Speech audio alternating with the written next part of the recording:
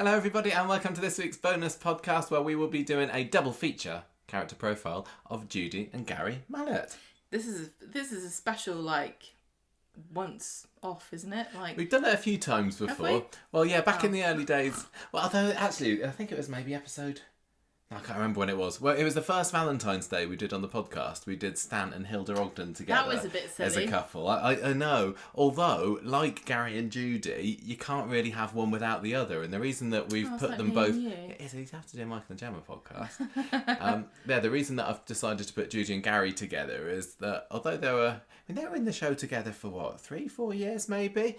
I always think of them in the late 90s as being a little blip on the Corrie history books, but they were actually in the show a decent amount of time. But the vast majority of their stories were about them together as a couple. It wasn't one of them went off and did this one story, the other one had this one.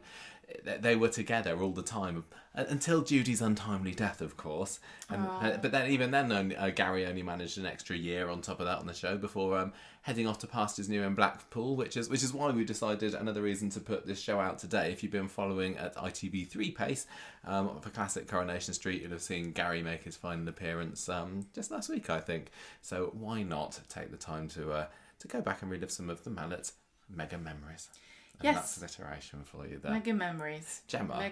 Mallet memories. Tell us some stats about the Malletts. Judy was born on the 14th of August in 1971 and she died on the 24th of September 1999. She didn't even get to see the year 2000. I know, it's so close. That really And when you're sucks. that young, you think, of course I'm going to make it until the new year. Yeah, I'm going to get robots and flying cars. Yeah. She didn't get any of those things. No. Her mother was Joyce Smedley. And she didn't make it to the year 2000 either. She didn't even make it as far as Judy did. She was married to Gary Mallett in 1993. That was a vintage year for weddings. Children, Billy Mallett, 1998, and Becky Mallett, also 1998. Some of Corrie's. There haven't been... I'm trying to think. We have done character discussion on... a feature discussion on the podcast on twins before, haven't we? I can't think of very many twins that have actually been born on Coronation Street. You got, the McDonald twins. There's the Adahan twins, yeah. I suppose they're born at the same time. But it's a fairly rare thing in soap, just like real life. But yeah, Billy and Becky, or William Rebecca, as Judy was wont to call them. I was going to say, are they Billiam and Beckerly, or are they William and Rebecca? They were definitely William and Rebecca at first, but everybody called them Billy and Becky, and I think it kind of stuck. And then Judy died, so she didn't have anything to say about it after that. I think they were pretty much Billy and Becky by the time that Gary left. See, neither of us have this problem, but I always thought if I had a name that you could shorten to a nickname that was a different letter than my normal name, it would irritate me. Do you know what I mean? Because then your initials are wrong. Yeah, you'd have to decide. You'd have to, if you're getting monogrammed, embroidered slippers with your initials on them. What a dilemma. I know. They both first appeared on the 2nd of October 1995. Gemma's birthday. When I was a little kid, I was like, yeah. This is your 13th birthday. They appeared on the very day that you became a teenager. Here's some trivia for you. No, it's a quiz, quickfire quiz. Name me some of the characters that made their first appearance on Coronation Street on a 2nd of October. Pat Phelan certainly did, yeah. Yeah, anyone else? Yeah. No, who? Abby Franklin. What? I tell you what, it is an auspicious day. It is. And it's Gandhi's birthday. I know, you always like to say that. That's my 2nd of October trivia. Judy last appeared on the 26th of September 1999, and Gary last appeared on the 1st of October 2000. Judy... It's always funny seeing when some characters clearly have got, the actors have got, my contract is for this many years. If you have a look at the starting dates and the finishing dates of quite a few, they're often around about the same time, X number of years later. Where did I get to? Gary last appeared on 1st of October 2000. You've said that, yeah. Judy was in 355 episodes. Gary was in 242. Despite being in the show for an extra year, but that's what being behind the bar at the Rovers Return does to you. Judy was played by Gaynor Faye and Gary was played by Ian Mercer. Indeed she was. Malletts. Now, they were a couple that you didn't really know very much about at all before we started watching the old episodes, weren't they? You knew of Gaynor Faye, yes. And I think we'd seen her out and about at the Soap Awards. Gaynor Faye is one of these sort of British institutions, isn't she? She's been in lots of things. Yes. She's well liked. highly regarded. Well, I really, really enjoyed Judy and Gary, I suppose, to some extent on Coronation Street back in the day. But like I said earlier, I don't know whether they're massively remembered.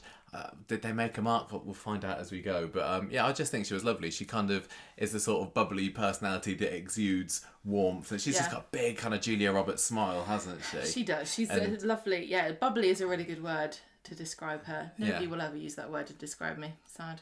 I totally would. I'm talking about your bottom butt. Yeah, I was going to say, only when I had a bit of a dodgy time. So Gaynor's Faye's mum is Kay Mellor. Now, this was obviously not planned at all. We were going to do this podcast. I've been wanting to do this for a few weeks now, but sadly we found out today that Kay Mellor just died. The news broke literally this morning was it? I think. Passed away. Yeah. So she was a TV scriptwriter whose credits even included Coronation Street. I think she wrote one episode of Corrie back in 1986, but she was also involved in the storylining side of things for Corrie between 1986 and 1987 as well. And Judy Gaynor, got into acting, partly because her mum was in the telly business as well. Well, also Gaynor Faye was in quite a lot of things that her mum had written or produced. Yeah. I mean, one of the big shows that Kay worked on was Fat Friends. So I didn't know. Did you ever watch any of that? No. I think he's quite famous, quite this well is Kay Mellor's had very many tributes today. She has. I mean, the Twitter feed was flooded with them. Career, very, very sad loss for everybody. A real tragedy, because she had worked on lots. Even recently, I think the Syndicate, which also Gaynor Faye was in.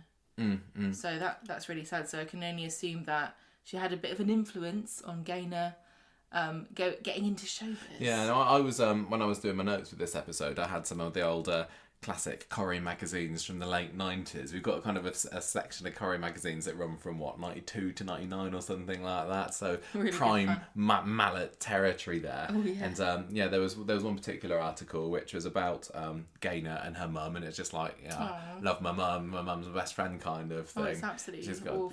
It's just awful that this has really happened sad. now. But yeah. But what a legacy that she leaves behind too. Yeah, exactly. So Gaynor got into acting after apparently enjoying the attention that she got from the lads playing Dorothy in Gregory's Girl during her O-levels. This is one of the things I got from the magazine. She was just like, oh yeah, it turns out that when you're on stage, all the boys fancy you, and she quite liked that. Can I just say that is how Kate Middleton launched her career to be future queen of the United Kingdom. Now, she had done a number of telly shows before Corrie had Gaynor, starting in 1991 in The Sharp End. She was also in Peak Practice for a couple of episodes. Classic. Coogan's Run. Classic. Playing a character called The Prostitute. No. Now called The Sex Worker. Yeah, the retcon there. But she got a role on Corrie after going to the audition for Judy. She was apparently given 10 minutes to rehearse a scene, and then she has had to perform in front of the producer alongside a couple of other Gary hopefuls, although Ian Mercer wasn't actually one of them. Whoa! But they did know each other before did they? before getting the job. Yeah, apparently when she got the part, then she kind of phoned him up or whatever and said, "I got the part." It's like, "I got the part as well." Oh, so that's always nice. I love it when that happens. Yeah. I'm trying to think about some other examples, but there have been a few, haven't there, where actors who have known and worked with each other in the past have just kind of been put together on Corrie, and that old chemistry comes back again. And it certainly did with Gary and Judy. I thought they were a very, very genuine feeling couple, weren't they? They weren't. Well, we'll say a bit more about them in a bit. We'll get to it. So Ian Mercer, on the other hand, his TV debut was in a TV movie called Oi for England, and that was in 1982. Do you know anything about this? No. Okay. I'm going to say football related, maybe. I was thinking more like pies, like they make pigeon pies. What's that got to do with Oi? Like, oi, do you want a pie? I don't know. We'll have to watch it and find out what maybe put it on the backlog. He played a character in Brookside as well for 5 episodes. We'd done the soaps before Coronation Street, and Ian continued just making other short appearances in various shows in the 80s and 90s before getting this role of Gary Mallett. He did have a bit of a backup business as well, because he trained... Backup business. Yeah, he trained as an electrician. No, it's not an electrician, sorry, an engineer. So if it didn't work out, I mean, he could have gone back to that. He got halfway through an apprenticeship, so the role of Gary was quite like him, really, because Gary was all into his... He was a bit of a sparky, wasn't he? I don't think you can get halfway through an apprenticeship and say that you're an engineer. I don't know. That's probably like a really crucial lesson that you miss. So this is what Ian had to say about the Malletts' debut on Coronation Street. I think people on the street might well have some run-ins with them because they're going to be very loud, very brash, and very happy to be there. In their defence, I think they're good-hearted and the type of people who'd do anything at all for you, but you wouldn't want them living next door. Gary is big-hearted, passionate, big drinking, hard living guy, and he's going to be masses of fun to play. So it looks like he was really looking forward to kicking off that role back in 95, sorry. Gaynor Faye said, Judy and Gary are passionate about everything, about arguing, about each other, everything. I think they're a fantastic couple, but they aren't going to settle in quickly. So it was really funny because, I mean, everybody remembers the Battersby's arrival on the street, and that was in 1997, being the family that shook up the street and all the neighbours hated them and they were like the neighbours from hell, which seems to me as being very 90s sort of thing when the neighbours from hell was a bit of a... Not as yeah, that kind of thing, I definitely think that, yeah, that's right. I wonder what and people were put on TV just for being loud and obnoxious. It was just before the Big Brother craze came in, wasn't it? And the Malletts were a little bit like proto Battersby's, I think, because all of the Coronation Street people, all the residents, got really their backs got really wound up by their constant noise and Gary's drumming and everything, and they just totally lowered the tone of the street, unbeknownst to them that 2 years time, the Battersbys were coming and they'd show them what chavs really do mean. Exactly. And when I think back to Gary and Judy now, I don't think of them as being like that at all, really. They certainly it's were very quite... quaint, isn't it? It is a bit. They were certainly quite brash when they made an entrance. I mean, Judy came in to the show and she was like, oh, I love the cladding, because they moved into number 9 back in 1995 after the Duckworths bought the Rovers. So the house that's got this hideously garish blue and yellow cladding on the front, and people were saying, who on earth is going to buy this? And that was quite a good way of telling the viewer straight away what sort of characters they were letting themselves in for, because whereas everybody else would be turning their nose up at this hideous eyesore, Judy was like, this is amazing, look at my fancy house, and also they were looking around, she was saying, oh, do you remember the Duckworths had like a mini bar and with the spirits and everything? She loved all that. That's high class, that is. Yeah, but I think they definitely did tone them down like they did with pretty much all of the other Battersbys, apart from maybe Les over their time in the show. But they certainly knew how to make an entrance, at least. So she worked in an arcade, didn't she? Yes, at the beginning she did. Oh, bless you. I'm sorry. Yeah, she kind of worked behind the counter at an arcade, and that tied into some of her later stories. He was an ex-oil rig worker, but when he moved into the show, he was like laying cables for phones or something. He's an expert cable layer, which sounds... I'll tell you what, though. Something else? Yeah, okay. But you don't get that anymore. Oh, the cables are all there, you don't need to lay them No, but you don't get people going... You get people coming and going, hi, I'm a thing that everybody knows what it is, or I work on the street. Like, I'm a teacher, or a doctor, or a lawyer, or something like one word... You know, like a profession that has a one-word description that everybody's heard of. Yeah. Or... I have no skills, therefore I shall work in the cabin, the corner shop, the bistro. Oh, yeah. Or I own businesses. Yeah. That's really it, isn't it? Yeah. That's it. There's nobody else. Nobody else comes in going, I'm an arcade assistant and I used to work on an oil rig, do they? No, that does seem... It seems very normal for Coronation Street. I think because most people kind of come into Coronation Street, they haven't brought in a lot of new characters for a while now, have they? I mean, they don't come in droves anymore. No. But they always have to think, well, we probably need to get them a job on the street, or at least in a building that we've got a set for. Quick, what's the job? Chef. Good, great, brilliant. Yeah, exactly. So anyway, they basically spent most of the rest of 1995, because they were only in it for a couple of months, basically winding up the neighbours unintentionally with their drumming and their arguing and their Christmas lights, which, like, they had the first Christmas there, they just plastered the outside of number 9 in bright coloured Christmas lights and a flashing sign that said Santa's Nookie Nest. And they really made a great impression on me at least, because I thought they were a lot of fun when they first started, and when we watched the classic Coronation Street episode when Judy and Gary moved in, I thought, yeah, they're brilliant. I absolutely love them, but I know that a lot of viewers didn't take to them very well at all to begin with. So 1996, the year didn't start off very well for Gary because he ended up electrocuting himself on some faulty wiring in number 9. He goes to the Duckworth and's like, "Hang on, what's going on with your wiring in this house here?"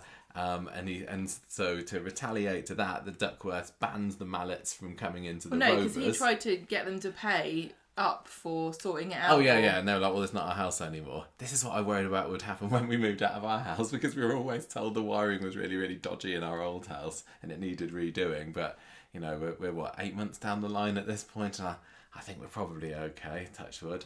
But anyway. If we can't get the people that lived in this house to buy new decking, then we're not going to pay for electricity. In the clear. But so anyway, they settled their differences by employing Judy behind the bar. So now Judy is a bar worker and an arcade worker. Well, if you can't beat them, join them. Exactly, she joined the Duckworth behind the bar. Not long into 1996, we also saw Judy's mum Joyce and her dog Scamper. They kind of joined the clan in February. What a great Enid Blyton name for a dog. Scamper, I know, it totally is, isn't it? Oh. Yeah. Now, the character of Joyce, again, I don't think she's particularly gone down in Corrie history. She ends up getting splattered by a car. Spoilers? Spoiler, maybe, in about a year or two's time. But the way that they brought her in was by making her out to be a bit of a scrounger. She's never gotten any money, partly because of a habit she has of going through all the shopping catalogues and buying up whatever she could find. Yeah, but they're so addictive because you go through and you're like, I could buy this bra for 1p a week for the next 2 years. She loved all that stuff. Judy was just totally fed up of subbing her all the time and got Jack and Vera to give her a cleaner's job at the Rovers to try and get her a bit of extra cash. And she didn't say that she was her mum at first, though. She was just like, I recommend this person. No, did she recommend her? She was like, oh, somebody here said they want to be a cleaner. And it wasn't until Joyce actually got the job when Judy revealed, yeah, she's me mum.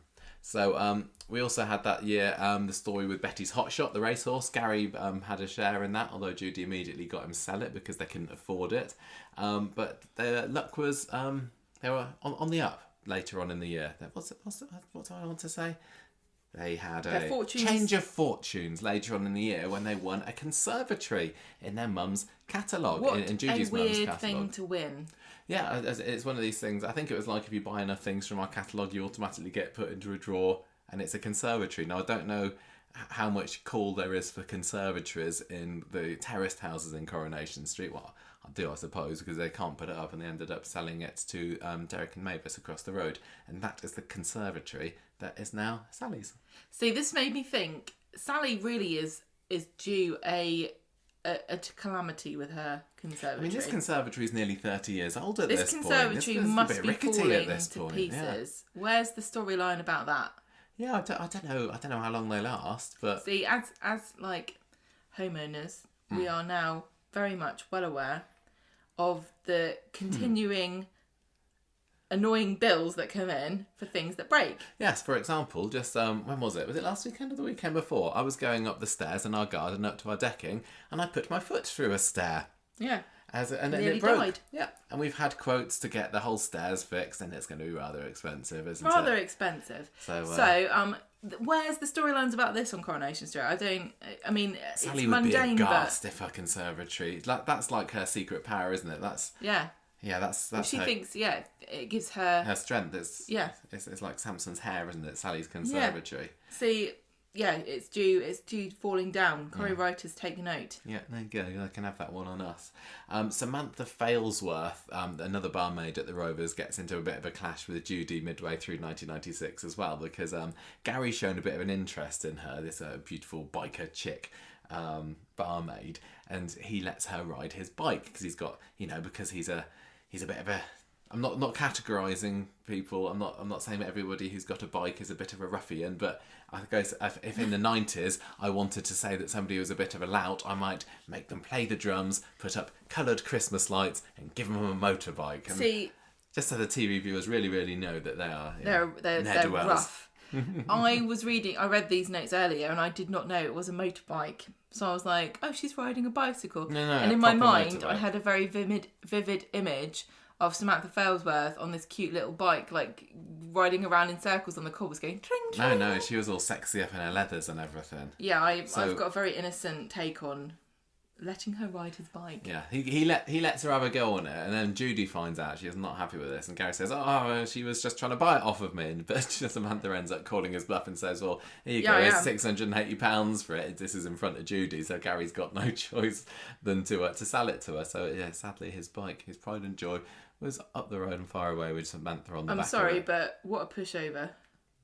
Yeah, I know. Just say no. Say no to bike buying. And she won't buy it. This is the time when I think the main story of the Malletts kind of kicked off, because when I think back to them as a couple, I think that it was just basically the continual strive to have a baby, wasn't it? Judy was absolutely desperate to become a mum, and it all kind of started off here. Was she? Well, she'd always wanted to have kids, but it was this storyline that kind of kicked it off. But I thought she reveals something. She does later on, yeah. Does she know this all along? I don't know. We'll find out when we won't find out. I don't know at all. But yeah, she decides that she wants to have a baby, and then for the next kind of 6, 8, 9 months, they're rutting. Old Gary has to help her out. Yeah. She basically, and this is tied into the Samantha Failsworth story, because Judy was like, I need to make my mark on this guy. I need to keep stopping from going astray with the sexy biker chicks. A very strong biological link to me forever. Yes. Gary does start to worry he's sterile before the end of the year, but he's not the place where the problem is, actually. In December, Joyce tells Judy and Gary that she's being sexually harassed by her landlord, but actually, that's fine, she's not really. She just owes him £450 because now she's got a scratch card addiction, which is another very 90s thing, isn't it? The next thing you know, you'll be telling me that she was drinking Alco Pops. Oh yeah, I bet she was. She's been stealing at the tills, at the Rovers, wearing Sunliners. Bucket hats and listening to Oasis and telling people to F off. Exactly. And also Cool Britannia. I love it. Judy says, right, I'll pay your rent and to sort you out, but Joyce kind of resents her help. She's a bit embarrassed about it all. But she doesn't have to be embarrassed for long, because tragedy strikes in 1997, Gemma. Joyce, passing over to you. Joyce gets hit and splattered by Tony Horrocks' car. Yeah, she's out taking Scamper for a walk. She's like, Scamper, stop! And then she goes poof. Yeah. Sad.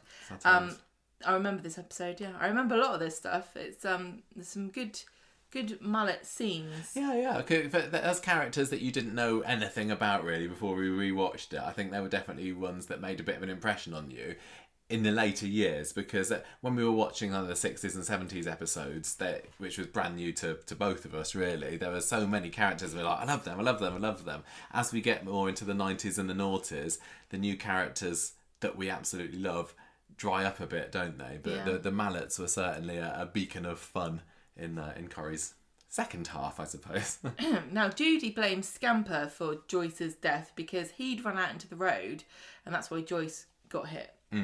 But also the reason that she blames Scamper is because she said she'd walk him herself, and the last conversation that she had with her mum was them arguing over the fact that she was supposed to walk the dog and she didn't do it. Yeah, so she obviously had an awful lot of guilt there. So it's her fault, not Scamper's fault. But she blames Scamper anyway, and she tells Gary to get him put down. Gary walks off with the dog and she regrets it immediately, but it turns out that he had actually taken Scamper to the Duckworth to ask them to look after him for the night. That would have been like, I wonder whether that would have changed people's perceptions of Judy a little bit if she'd actually had this innocent dog put to sleep. But I remember the scene where Gary brings Scamper back home and Judy's like so relieved to see him, and she's like hugging him and crying. He's like, oh, I'm so sorry, we'll keep you, poor boy. Scamper. I know. So yeah, she's thrilled when he turns back up and agrees to take him in and keep him. And the situation causes a bit of grief between them, because Gary's like, well, she's dead.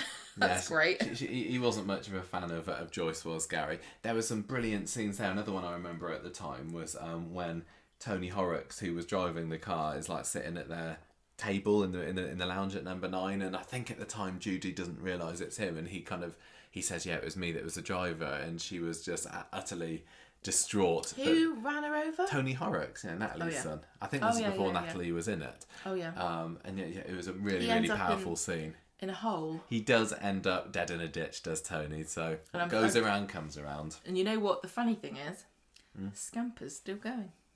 I don't think so. I think he might have scampered over the Rainbow Bridge by this point. No, it's canon that Scamper has not had an on-screen or off-screen death. I can't actually remember. I don't know whether Scamper did get killed off or whether it just disappeared like Monica did. Lots of dogs have disappeared into black holes on Coronation Street. Maybe it's the sinkhole opening up. Maybe that was the first sign. Anyway, in May, Judy's she's contending, with teen tearaways Zoe Tattersall and Liam, not Connor, at the arcade where she works. They tried to blackmail her by saying that Gary had assaulted Liam. Can I just pause for a moment and say, yes, everybody, there's going to be a bit of a crossover at this point with our character profile of Zoe that we did last year. I may even have just copied and pasted some notes from that when I was putting this together at the weekend. But the story of Judy and Zoe are so, intertwined. It kind of becomes Zoe's story a little bit now. And this is another character that I really, really enjoyed, played by Joe Froggatt, who's obviously now found great fame playing, what's the name, Anna, is it? In the Downton Abbey series. Blonde maid #1 in Downton Abbey. Yeah, but she came into it a bit as this like scummy teenager that were trying to blackmail proper scummy. Judy. Yeah. They're all having arguments in the arcade. They've already threatened Judy, so Judy doesn't believe. They say that Gary beat up Liam, basically. I think they're saying, give us some money, and Judy's like, no. And then they made out and said, well, we're going to say that your husband's beat him up. And she's like, well, yeah, that's probably true, because he was defending her. Yeah. Is that right? Yeah, I think so. So she steals money from the Rovers to give them the money that they want. Mm-hmm. Bad idea.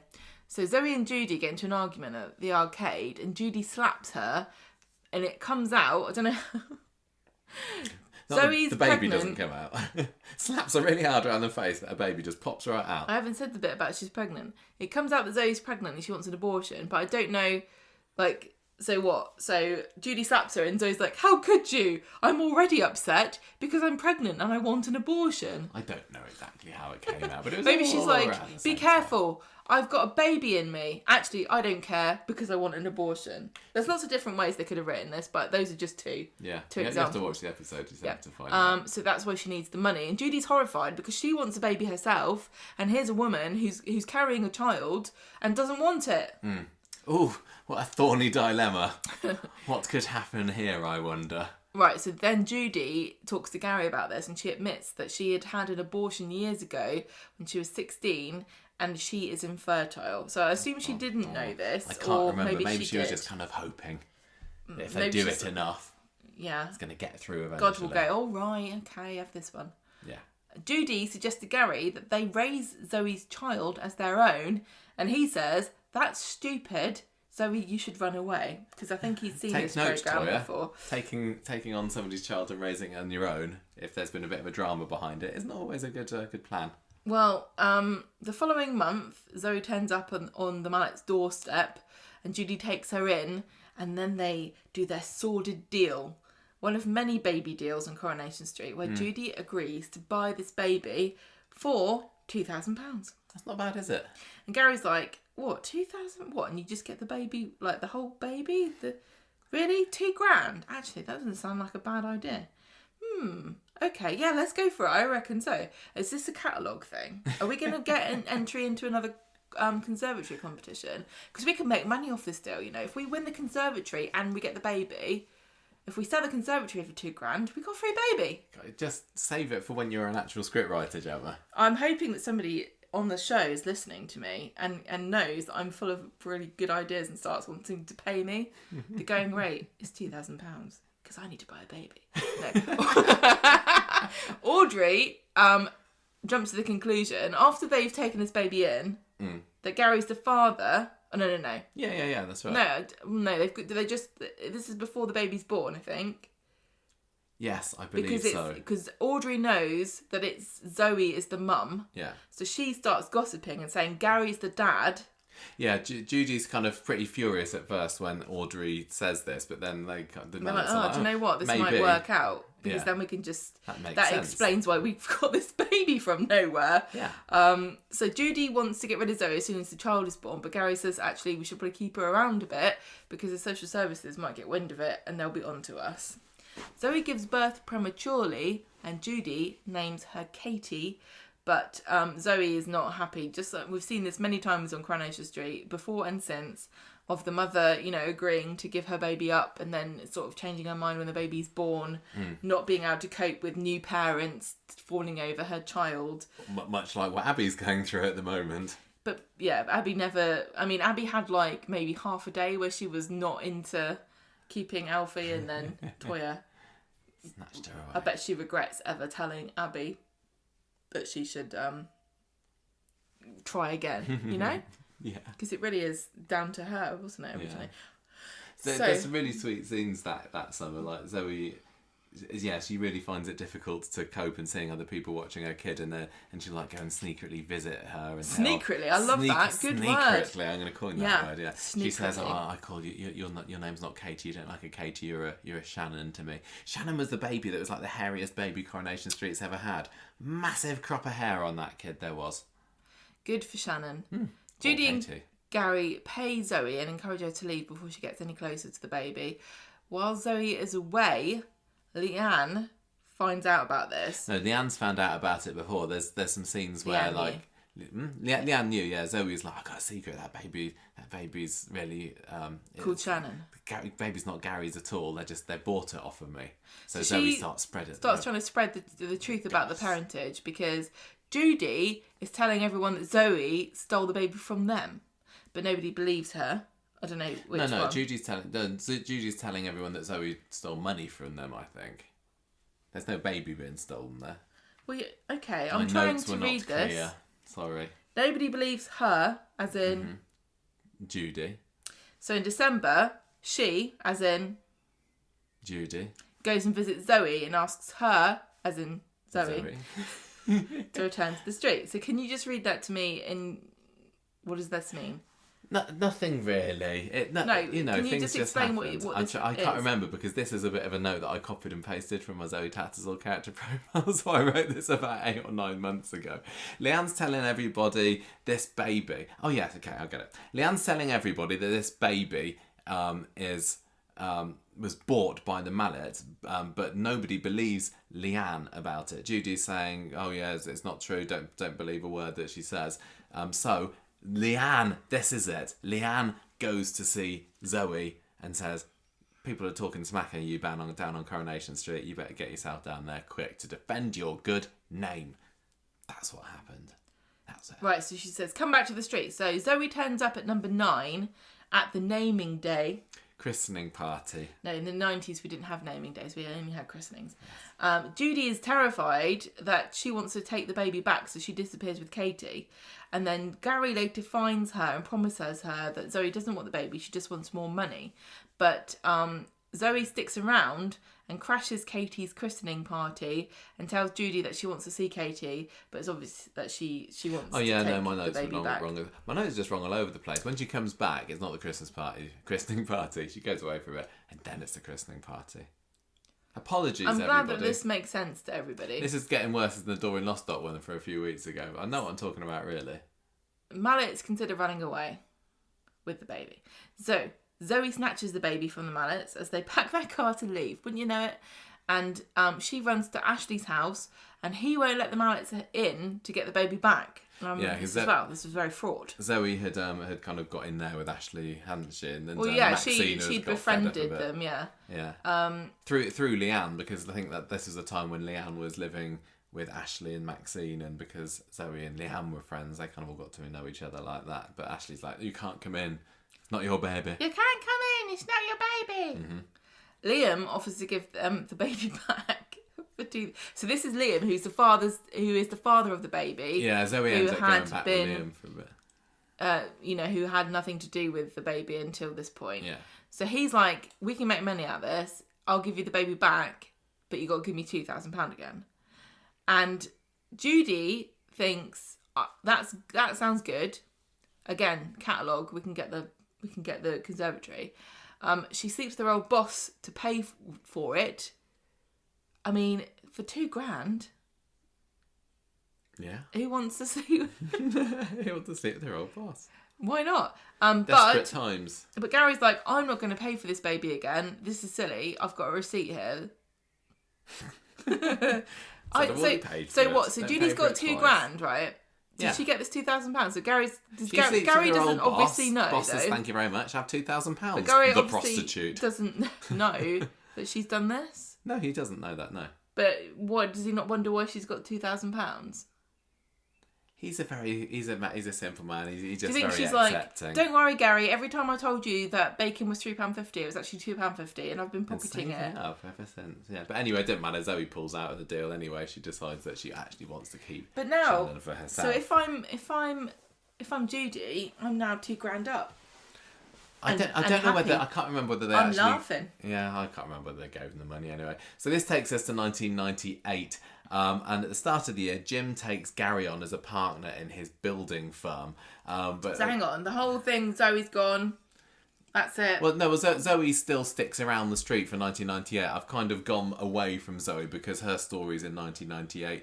I know that for a good chunk of 98, she wasn't even in the show, but it turns into the cult storyline, which is slightly involving the Mallets, but not really. But I'm back on pure Mallet action now in my notes. So Gary and Jim are working together, struggling to get work as builders.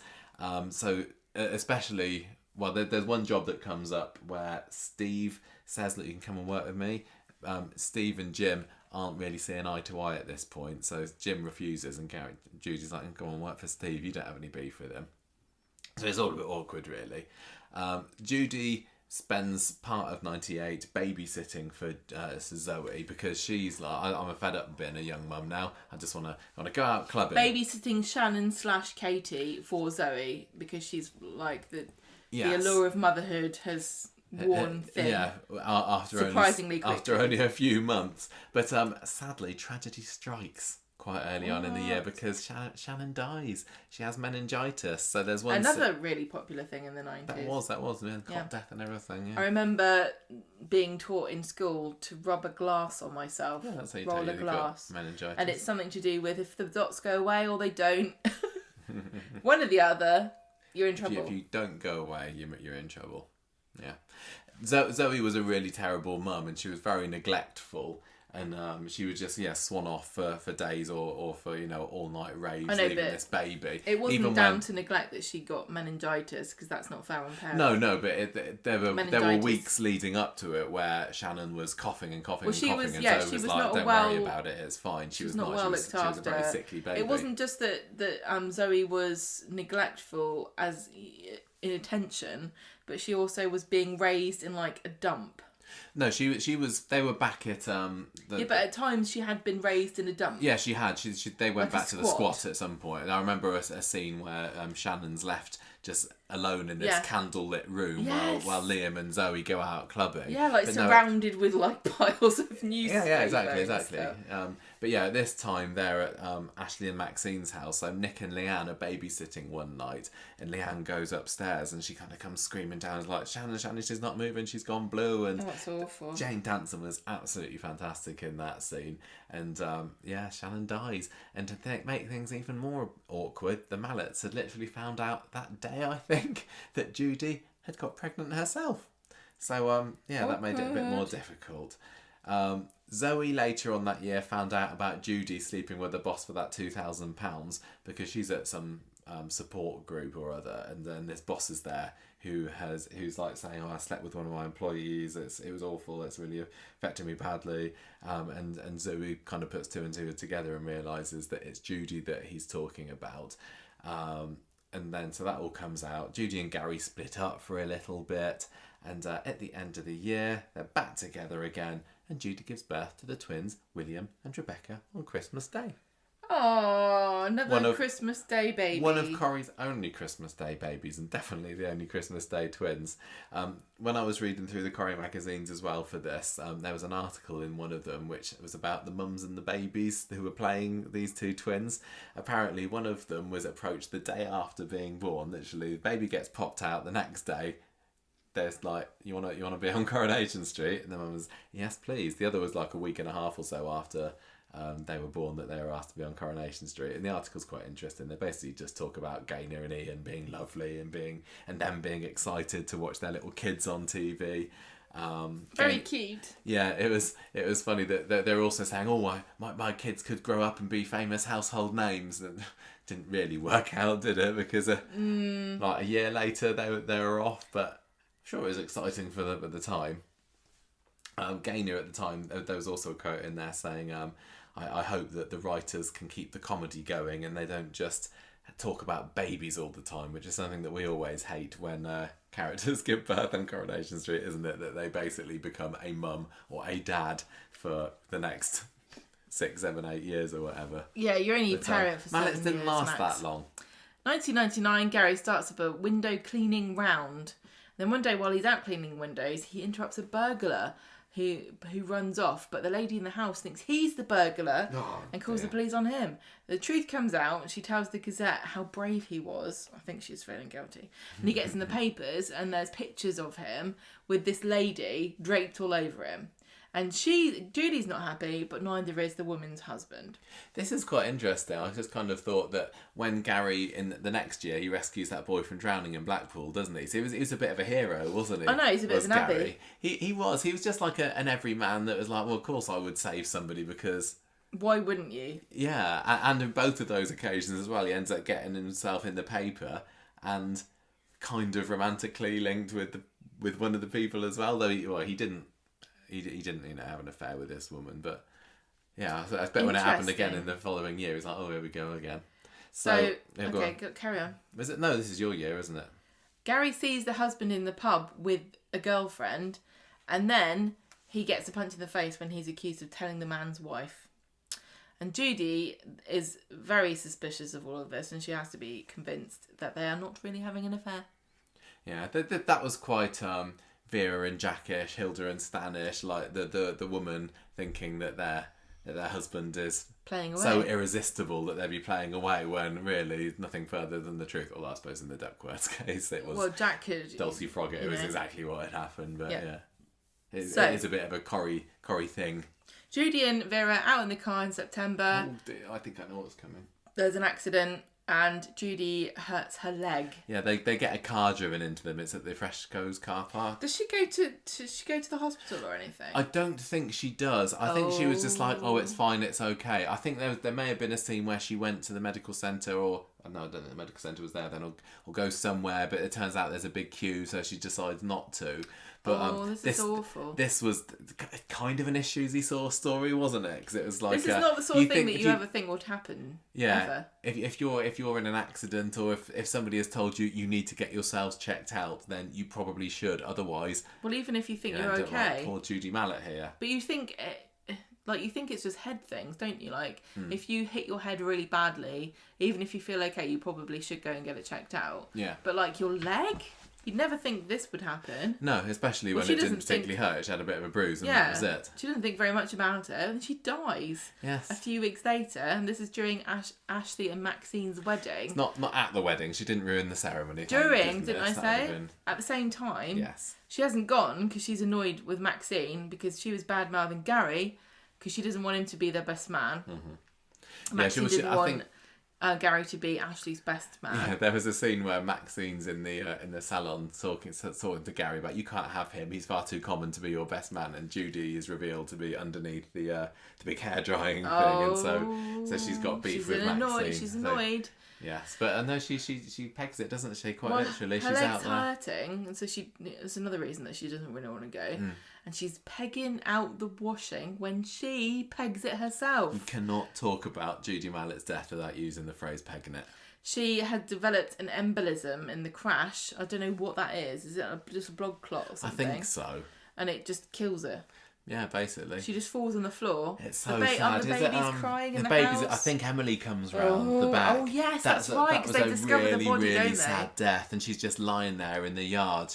That was like awful. A proper tragic... Yeah, she gets left out there, don't they? And people keep going out and going, oh, blimey, I think she is dead. Yeah, and then... And they call for Gary. And that was another example of... an early example, actually, one of the first ones, of a character talking over another scene being played, and Gary's doing his best man speech at the wedding about, oh, isn't love great, while his wife, we can see on screen, collapsing. Ugh. And then just lying there with her eyes open. I think that was like that's probably one of my first big Corrie deaths that really affected me, to be honest. It was really, really heartbreaking. Did you know it was coming? I don't remember back then. They're always really shocking if you don't know. Yeah, but Ian Mercer also absolutely played a blinder in his performance of... Yes, it was heartbreaking. Because he's like there hugging her and he won't let her go, will he? And I think the police is like, come on, you got to go, you got to let her go now. How could you? He was so good in that. Awful. So it turns out that the car had been a cut and shut, this is another 90s thing. Yes, the Malletts were just like so 90s, weren't they? So I remember my parents always used to buy a second-hand car, like probably loads of people's parents, and they always used to check around the sort of the middle of the car, because it was quite a common scam that you would weld two cars together where one of them had been in an accident, and obviously it's not very stable. Yeah. So this car had that happen to it, and it got sold to Vera by Terry, the evil son, Duckworth's progeny. Yeah. So when basically they said the car was slammed into the just side, kind of like went whoop. It crumpled in a way. Sorry, I can't do anything about it. And it gets crushed. Yeah, to hide the evidence. I think it's the end of an episode scene where Terry's there on the phone, and like behind him, this car is getting crushed. He was such a good villain. So villainous. At times, Terry was. Gary ends up punching Terry at a Christmas do after Jack tracks him down, which is when Terry's son needed the kidney from somebody. Well, yeah. He needed a kidney. He did. So 2000 was so Gary's... poor old Gary's continuing he's on his life own without his beautiful wife. Yeah. He's got these two annoying children. Beautiful children, sorry.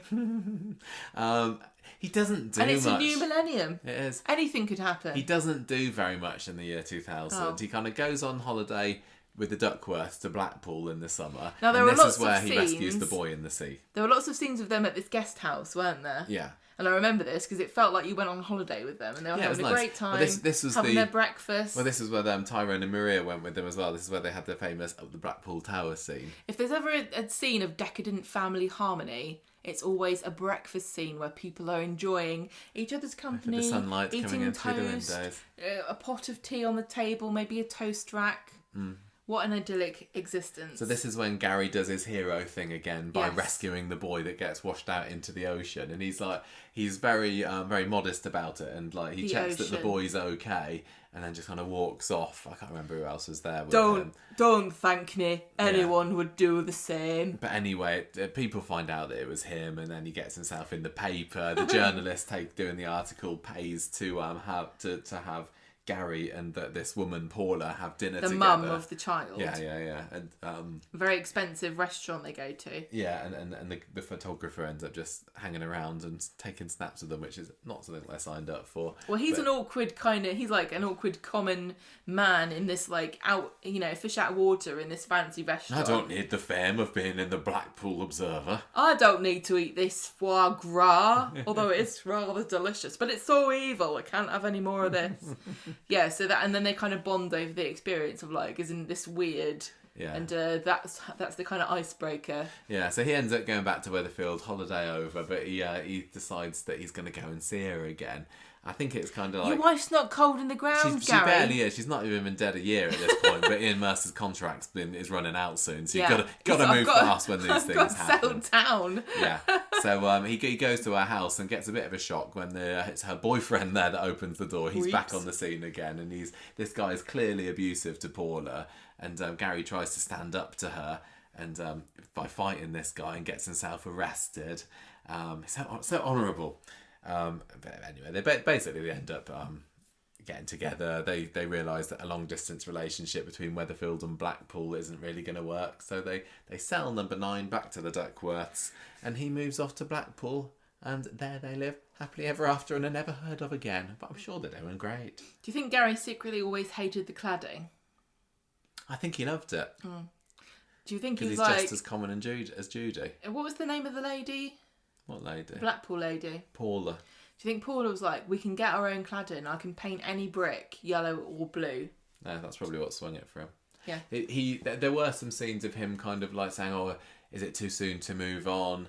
But I think people are just sort of saying to him, you don't get much shots at happiness in this life, Gary. You go for it. You follow your heart. Also, your contract's ending. Yeah. So that's what they did. If you don't leave with a bird on your arm, you're going to leave alone. So yeah. So Gaynor Faye's exit was announced in July 1999, and apparently she'd been struggling with the commute because she lived in Leeds, and it was like a 120-mile round trip. That's madness. Every day, apparently, to get to work and back. And she said, look, I want to spend more time with my boyfriend. I love the character of Judy to bits. I'm going to miss her, but this will mean I might get a chance to play some varied roles. See, this is interesting because we know that some of the actors live in Manchester, but not all of them. Not necessarily live there, and so some of them kind of like stay in Media City, or they have flats, or they share flats, or whatever in Media City. Because I know like Jack P. Shepherd and the guys who do the podcast. Yeah, Coulson and Ben. Coulson. They talk about sharing a flat together, don't they? They've been quite open about that. So I wonder how much more difficult it was, because Coronation Street, the set, used to be right in the centre of Manchester, whereas now it's in, Media City, where there are literally flats all the way around it.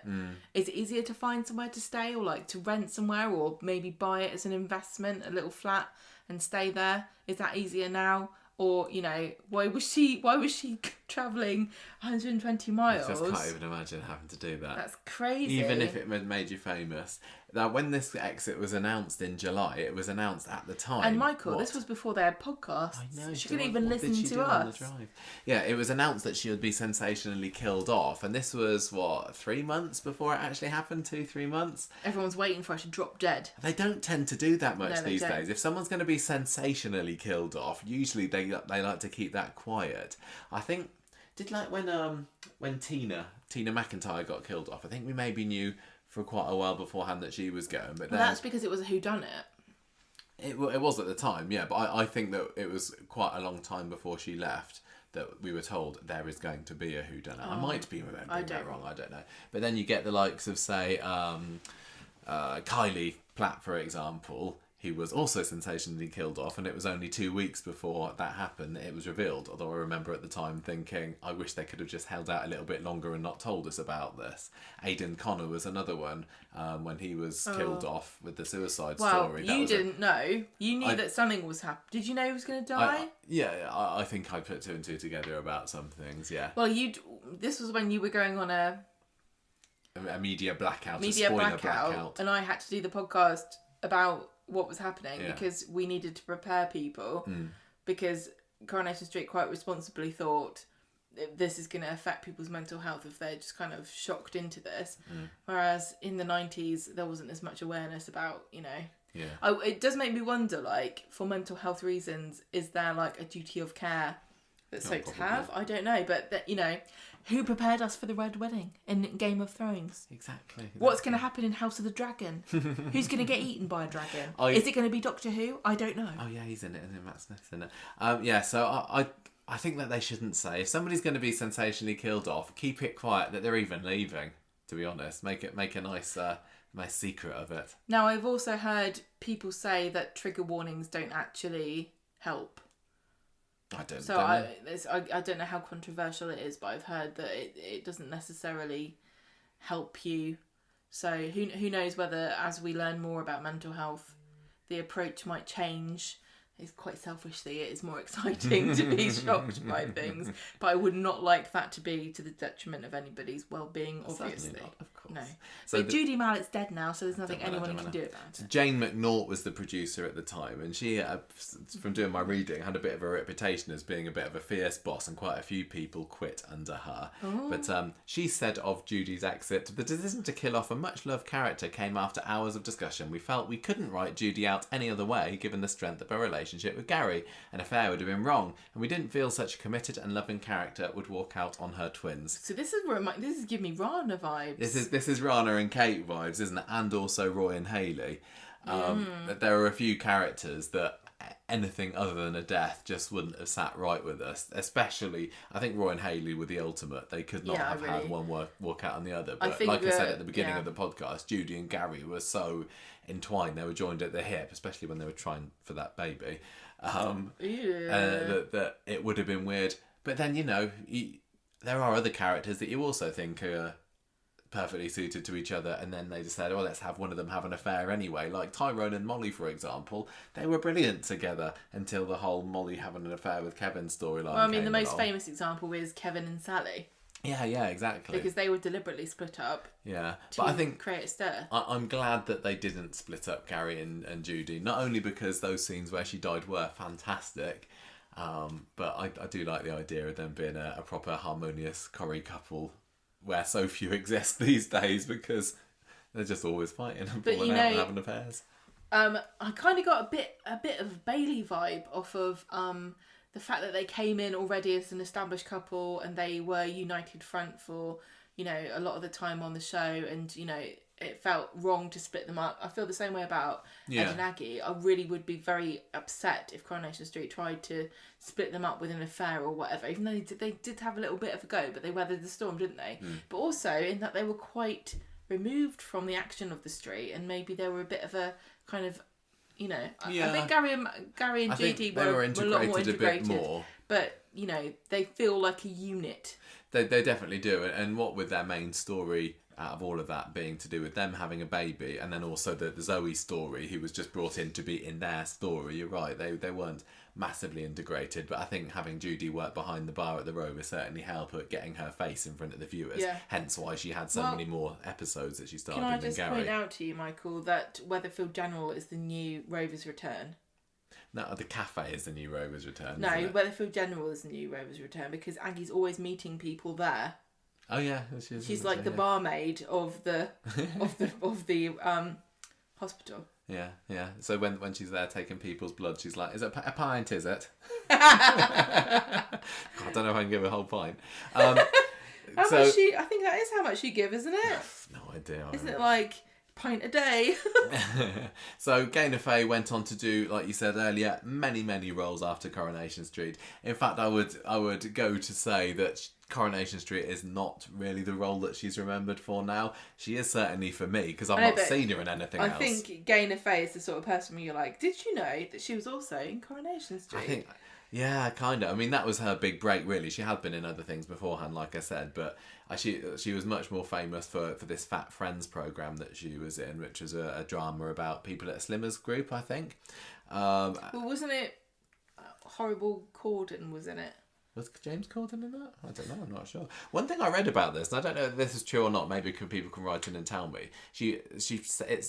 What I read said that she played an actress called Lauren who lands a part in Coronation Street as Judy Mallett, and there's a scene in Fat Friends where they're watching Judy Mallett saying, "Oh look, Lauren, that's you playing Judy Mallett." Is this true, or is this just a massive rumour that I've covered off the internet and it's not true at all? But I like the idea of it anyway. Well, let's just say it happened. Okay, we'll just say it. But everything we say on this show is fact. I think Emmerdale is probably her biggest role now. And she was there for 7 years between 2012 and 2019, playing a character called Megan Macy for 805 episodes. Now, see, so she was in there way more than she was in Coronation Street. That's like 4 times as much. Was she in like 200 and something? No, she was in like she was in like 300 and something. She was in over twice as many episodes as Emmerdale in Coronation Street. But also, I don't think we ever saw her in that. But we sometimes, like, we were waiting for Coronation Street to start, we flick over and there I'll be like, "Oh, there's Judy Mallett." She was in The Syndicate. Yes, she said that earlier, playing somebody called Cheryl. So what happened to Megan Macy in Emmerdale? Is she dead? I'm not sure. Did she die? She got hit by a car? I don't remember. It was only a few She could be years back ago, wasn't it? anytime. We probably talked about it at the time. I've forgotten since. But Ian I'm Mercer. sure we've seen her at Soap Awards. Yeah, Isn't we she have. there? We got some pictures of her from when we Bless visited the her. Soap Awards. Yeah. We were like, Ian Judy Mercer's Mallett! exit from Coronation Street was of his own doing as well. He quit in April 2000. Now, if you've watched Gary in his episode since Judy's death, you're probably thinking, Gary's not doing much at the moment. He's got a bit boring. Without Judy on his arm, what is there to Gary? And I think that Ian Mercer was thinking this at the time as well. Can I just point out as well that he was a single dad with twins, and there's only so much of, isn't it difficult to change nappies when you're alone? Yeah. I mean, I love them both as a couple, but Judy was definitely my favourite of the two of them. She was the personality, the smile, the vivacious one, and Gary was just the doting husband, but he didn't have anyone to dote on anymore, and it's just like, it kind of just got a bit dull. And there was an article in The Sun in April 2000 where he said, the nature of being in a soap means there can be no periods where you're not working that much when other characters' stories are more prominent. There can be periods. There can be periods, exactly. In fact, it's quite common. There can be periods when you're not working much when other people are. That suits a lot of people, but it doesn't suit me. I'm very grateful for having 5 years on the programme, but what are wings if you don't spread them? So basically he's saying, they're not using me. He kind of talks about, there's also... He allegedly says to a colleague on the street, I can't take any more. Walking down the street with my ladders over my shoulder and saying ineffective one-liners like morning love or nice day in it. So, it looks like he was just getting mightily peed off that they didn't have anything to do with him. You pay me, I'll be there and I'll say whatever you like. But maybe he acted too soon, because another report that I saw in The Sun said that he chose the wrong time to quit, because according to another Corrie source that they had, bosses were planning to give him a big job. They were going to make him run a taxi firm with Vikram. This is what later turned into Streetcars. So that was Vic. Could he have been the old new Steve McDonald? He could, because it was Vic and Steve that ended up setting up Streetcars, wasn't it? But it could have been Gary and Vic. Yeah, but... I can't imagine Streetcars without Steve. I can't imagine them not telling him this if they genuinely wanted him to stay. So it makes me think they were like, oh, well, we won't give him that then if he doesn't want to be here. Well, I don't know. It's only it makes me... Anyway. Do you understand what I'm saying? It sounds as though they were planning on doing it, but they weren't fussed either way. Because if they thought that they really, really needed him, they would have told him, don't go, we want you to do this. Yeah. It is kind of a shame when an actor feels that they have got no choice but to leave when a colleague leaves. Yes. And it must make you feel a bit like, were they the main one? Yeah. But it's a shame because Gary was lovely. But there was plenty of opportunities for him, but it's up to him what he wants to do. Yeah. There were also reports in June of that year that he made a bit of a boo-boo by coming into work hungover after his third child had been born. They were wetting the baby's head, and he does an absolute hash job of the scene that he's in, and he got hauled across the coals by this producer McNaught, and he then offered to pay £3,200 to reshoot the scenes, because they're like, you know how expensive it is to reshoot these scenes, and he says, look, if I'll pay you the money, and they accepted it as well. Actually, this is what you said? Is this true? What my source was Megastar. And is this a transformer? It's a website. Corrie refused to comment at the time. They said, we don't report on... So we can't watch these scenes and go, ah ha ha. No, because they did it again, but apparently... This reminds me of Jennifer Moss. Yeah, and exactly. Also Peter... Adamson. Yeah, exactly. Yeah, there are quite a few people who... can tell that tale. Yeah, exactly. Now, I haven't seen him in anything since then, but according to his IMDb page, he was still been going strong ever since. Nothing I'd heard of particularly, although I was kind of excited when I looked at one thing, because on his IMDb page it says he was in Pirates of the Caribbean films, but that is not true. Because there was a character on the IMDb films, the quartermaster, who was called Ian Mercer. But that's the name of the character. That's the name of the character, but the IMDb page says that Ian Mercer was in Pirates of the Caribbean playing quartermaster. Well, so don't believe everything that's IMDb. Because that bloke off The Office was in it. Yeah, exactly. But no, I don't. So they let anybody in it. He's still going strong as Ian, but he's not on social media. I remember I put a tweet out a couple of years ago when the Mallets first came onto ITV3's Corrie, and I was like, "Hooray! It's so lovely to see the Mallets."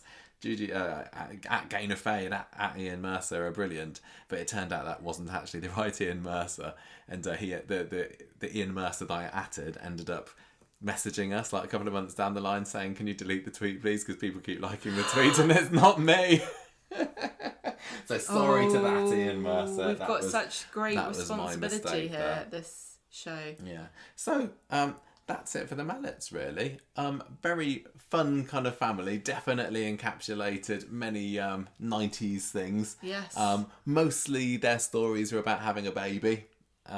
Which is, a thing that many couples go through. So I think that in many ways they were very... the vast majority of couples. Yes, but struggling to conceive. I think they were just very, very relatable and kind of down to earth. And it was interesting that when they came in, so many people didn't like them. And like with the Battersbys, it just goes to show... No, hang on a minute, give them a chance. Don't write anybody off straight away. But also the charisma of the actors goes a long way. Absolutely. I will finish this off, I think, with some more magazine highlights. They did a Q&A in a couple of issues. One of them with the official Coronation Street magazine. So here's my Gaynor Faye highlight. Did you know, Gemma, that Gaynor Faye is frightened of drowning in the sea? She shouldn't go in it then. Well, if she does, then Gary can go and rescue her, can't he? Because he's really good at that. Is she frightened of swimming and drowning, or like being in a boat and drowning? Any kind of drowning. I think she just said she didn't like the bottomlessness of the sea. Well, there's a special word for that. Well, that's what Gaynor Faye had back in the late 90s. It's some sort of phobia, isn't it, of the deep. Gaynor Faye fact number 2. She had a black fluffy cat called Baloo. Wrong. 3. She had Baloo's a bear. This is a great story. So she had a boyfriend in primary school called Glenn, and apparently they'd kiss for hours and be told to stop. So inappropriate. He tries to dump her at some point. Primary school dumping, and she says, "No, don't dump me. Why don't you come round my house to see all my kittens?" But she was making it up. She didn't even have any kittens at home, but it was a line she used to try and get Glenn to stick with her. What happened? Did they marry? I don't think they did. I think he must have found Did out. Glenn find out her duplicitous nature? It's a kitten secret, yeah. One of the questions was, what's your most embarrassing moment? And she said, she gave this story about when she was on this thing, the Sharp End, which was the first thing that she was in, I think. And they'd been rehearsing in a scene where she has to pick up a phone. But in the rehearsal, she kind of picks up her hand phone, with the thumb up on one end and the little finger down the other end saying hello. And then when they actually came to film the scene, the prop phone rung, but she still used her hand phone. And they're like, Gaynor, you're going to have to do that. You need to actually pick up the real phone. We're shooting for real now. So that was very embarrassing. That was awesome. I wonder how many times in her life she just resorted to hand phone. Yeah, I wonder. And what she said about Juliet then was... Judy, not Juliet. Judy. She said, I like Judy. I think she's a good-hearted character. Good-hearted are words that are used to describe the Mallets quite a lot by these two, aren't they? Good-hearted is a very good... If you live your life and people can say that about you, I think you've lived a sort of fulfilling and wholesome life. It just goes to show, again, don't judge a book by its cover. If you've got these noisy neighbours come in, they might actually be quite nice people. Yeah, just because somebody watches Eurovision with their door open until midnight, we do, doesn't mean they're horrible. Just means they've got bad taste in music. She says she's very loud and outspoken, but I think she's quite insecure in a lot of ways. When I put Judy's clothes on, it does feel like I'm somebody else, because I wouldn't wear things like that. Ian, on the other hand, on his Q&A, trivia fact number 1, he didn't get into music at all until he was 28, and that's when he got his first record player. And he was like, he didn't know, never listened to the radio, never listened to any kind of music really before he was 28. Like us. So there we go. We don't. What is this song on the trailer? Trivia fact number 2, Ian Mercer has alopecia, and as soon as he got the job on Coronation Street, he said the fan mail starts coming in, and among those were other viewers who had alopecia who kind of said, it's lovely seeing somebody on TV with the same condition as me. Fact number 3, he says it's very hard to play drunk because it's difficult to do so believably, and he Don't tell Sally Matthews that. Well, he found it quite difficult, but he said that somebody gave him the advice that if you want to play drunk, you need to pretend that you're playing somebody who is doesn't know how to be drunk, or somebody pretend to be someone who's pretending to be drunk, or something like that, or pretend to be someone who's doing a bad job of being drunk, and that means you'll be a good drunk. This reminds me of the scene in Extras where I can't remember which character it is. He just says, "Just pretend." I just read the words on the script and I pretend. I don't know. His idea of a fun day out is Blackpool. So it's quite lovely. Nice that Gary ended up Do you reckon going that was a tribute to him, that the writers sent him off to Blackpool? Maybe it was. He's also quite into poems, quite literate, was Ian. He says his favourite poem is "O Captain, My Captain" by Walt Whitman. Check it out, listeners. Well, that was in... Is it The Dead Presidents? I've got no idea. It's a film, isn't it? And he liked nothing more than doing a bit of panto, he said. I don't know whether how much panto he did after Corrie, but he said he enjoyed being able to do it when he had the chance. And that was it, really. That is the end of our trivia section and character profile. We've gone on for quite a long time. This is over an hour for Gary and Judy. I think they earned a longer character profile because we did both enjoy them. Don't think we're going to be seeing Gary coming back onto the cobbles anytime soon. They've closed the door on them, but I just kind of wish that they hadn't killed Judy off, because I'd absolutely love for her to come back. As great as the death was, sometimes you just think, but what if? But fair play on her. She wanted to spread her wings and try different things, and what use are wings if you don't spread them? Exactly, as a wise man once said. What use are legs? If you don't walk on them. No, if you don't spread them. If you don't become a footballer. Nope. That's it, everybody. I hope you enjoyed that, with finding out a little bit about Gary and Judy if you hadn't watched it back then. And if you had, a little trip down memory lane for you there, as we try to do our best with these classic character profiles. But that's one that I've been wanting to do for a little while now, so I'm glad that we got it out of our system. But this is also kind of like transitioning into what I want to do, my idea, which is to do storyline profiles. Yeah, because there are lots of things that bridge across lots of different characters, and we kind of brush on them when we do character profiles. But like the factory siege, or the tram crash, or the Weatherfield one. All those storylines is something that we could do. Where we are going to run Are you interested? Tell us. Are you interested in us doing storyline summaries of like some really epic and classic legendary Coronation Street tales? Let us know if you're interested, because Michael's not convinced. I'm not completely convinced, but I am thinking we're going to run out of characters soon. They've stopped making new ones. There's only so many characters that we can do character profiles on. Okay, right. We can make it to the 10th anniversary at least. That is Gary and Judy. Have you got any memories of them? Are you scared of drowning in the ocean? Do you like to spread your legs and fly? Would you like to go to Blackpool? What's your favourite poem? Did you like the Malletts or not? Because there's definitely some people that absolutely hated them. But not I. It's really interesting that as the years progress, the dissenting opinions get kind of lost in time, don't they? So like, quite a lot of the storylines that we have at the moment, there's people are debating on which side, but history shows that one side wins, and it gets recorded. Like, remember the Abby and Imran thing, and how everybody thought Imran was awful, but at the time there was a bit more of a controversial opinion. No, that's true, very true. I think we'll wrap it up for now and have our tea. Are you up for that? Yes. Thank you for listening, everybody. We'll be back this weekend with our thoughts on this week's Coronation Street. Don't forget as well, if you haven't been on our YouTube page recently, we have put something quite special up there this week, haven't we? There's a brand new trailer for Coronation Street going out around at the moment for the Britain's Got Talent Week finals, which is back with a vengeance. And they've done a very artsy-fartsy trailer for what's going on there, haven't they? And if you go to our YouTube channel, we have done a bit of a trailer analysis. We spoke for about 30 minutes on this one trailer, stopping and starting and looking for details in the background and seeing whether we can come up with any theories or anything based on it. So do head over to our YouTube channel if you haven't seen that. And let us know if you've got any different interpretations of the trailer, or any ideas or theories. Yeah, we have already had a few good comments on that. But please don't tell us spoilers. And also, if you can tell us, how does Timmy fit into the Mallet story? That would be great as well. And I think with that we'll do for it.